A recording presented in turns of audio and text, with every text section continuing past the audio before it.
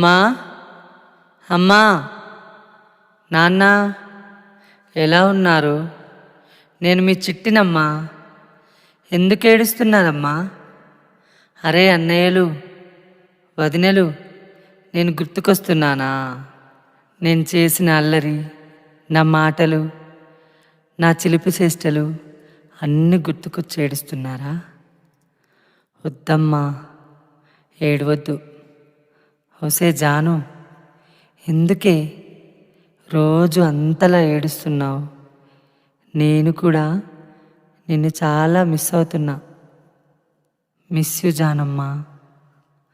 పెద్దమ్మ, చిన్నమ్మలు, పెద్దనాన్నలు, బాబాయిలు, హోసే జాను, ఎందుకే అంతగా ఏడుస్తున్నావు? నేను భౌతికంగా లేకపోవచ్చు, కానీ నేను మీతోనే ఉన్నా, మీతోటే ఉంటా.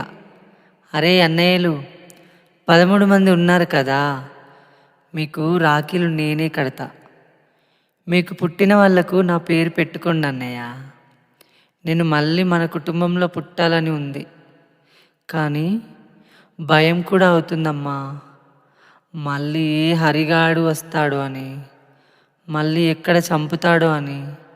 అమ్మా, నన్ను హరిగాడు ఎలా చంపాడో చెప్పనా? ఆ రోజు రాత్రి తిని పడుకున్నాం. నేను గాఢ నిద్రలో ఉన్నానమ్మా. అప్పుడే సడన్గా కత్తితో నా నుదుటిపై గట్టిగా పొడిచాడమ్మా. అమ్మా అని గట్టిగా అరిశాను, కానీ వినలేదమ్మా. నా అరుపులు మీకు ఎక్కడ వినిపిస్తాయో అని వెంటనే వాడు నా కడుపుకి గట్టిగా చున్ని కట్టాడమ్మా. నా వాయిస్ బయటకు రాకుండా చాలా బ్రతిమిలాడిన, చంపకు చంపకు అని, కానీ వినలేదమ్మా.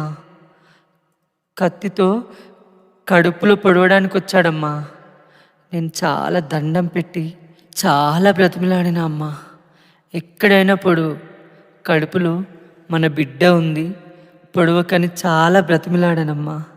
కానీ వినకుండా ముఖం పైన, చేతులపైన కత్తులతో చాలా పొడిచాడమ్మా. నేను దండం పెట్టి ఎక్కడైనా పొడువు, నా కడుపులో పొడవ కంటే అక్కడ ఆపేశాడమ్మా.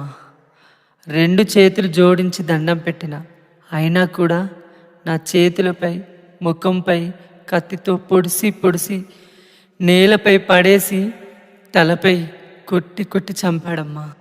ఎంత బ్రతిమిలాడినా కూడా నేను నరక యాతన అనుభవించి చనిపోయాను.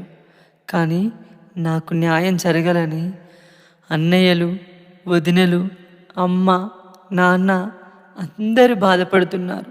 రోజు మీరు ఏడుస్తుంటే వచ్చి ఓదార్చాలనుందమ్మా, కానీ రాలేను కదా. అమ్మా, నాకు న్యాయం జరగాలని మీరెంతోగానో ప్రయత్నిస్తున్నారమ్మా. పోలీసులు, జర మీరన్న మాలాంటి వాళ్ళకి న్యాయం చేయండి సార్. మీరు న్యాయం చేస్తే నాలాంటి పరిస్థితి ఇంకొక ఆడపిల్లకి రాదు సార్. ప్లీజ్, మీ అందరికి చేతులెత్తి మొక్కుతున్నా.